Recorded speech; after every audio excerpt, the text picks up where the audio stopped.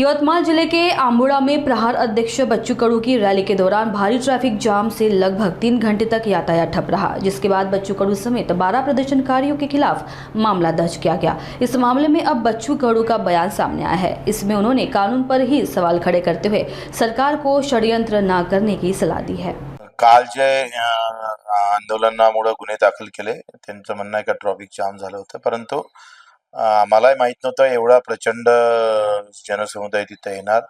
आम्ही जे एक मंगल कार्यालय तिथं शेगावचं मंदिर आहे गजानन महाराजचं, आणि तिथे तो कार्यक्रम ठेवलेला होता, पण तिथे ते गर्दी शक्य झालं नसतं. तिथे घेतला असता कदाचित तर गावात चेंगराचेंगरी होण्याची शक्यता अधिक वाढली असती, आणि मग वेळेवर लोकांनी ती व्यवस्था केली आणि त्यांनी रोडवर ती सभा घेतली. त्यामुळे काहीतरी ट्रॅफिक जाम झालं आणि म्हणून गुन्हे दाखल केलं, ठीक आहे.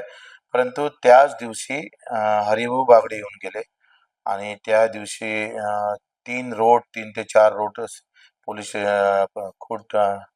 पोलीस डिपार्टमेंटनं 4 तास ते ट्रॅफिक जाम केलं आणि त्याच्यामुळे शेतकऱ्यांच्या शेतात जाता आलं नाही. बाकीचे रस्ते गावात जाणारे रस्ते बंद झाले.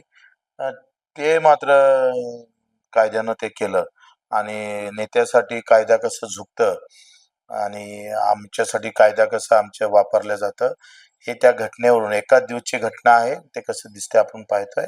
असा कायदा जर पायदळी तोडला जात असेल, तर मग लोक विश्वास ठेवणार नाही आणि आम्हाला गुन्हे दाखल होण्याची काही भीती नाही आहे. कदाचित दबाव तंत्र वापरण्याचा जर प्रयोग होत असेल, तर आम्ही तुम्हाला सांगतो 350 गुन्हे दाखल आहे, आणि अधिक काय शेतकऱ्यासाठी झाले तर गुन्हाच काय, बलिदान द्यायचं काम पडलं तर आम्ही ते करू. त्याच्यामुळं मला वाटते सरकारनं अशा प्रकारची जी षड्यंत्र आहे ते करू नये.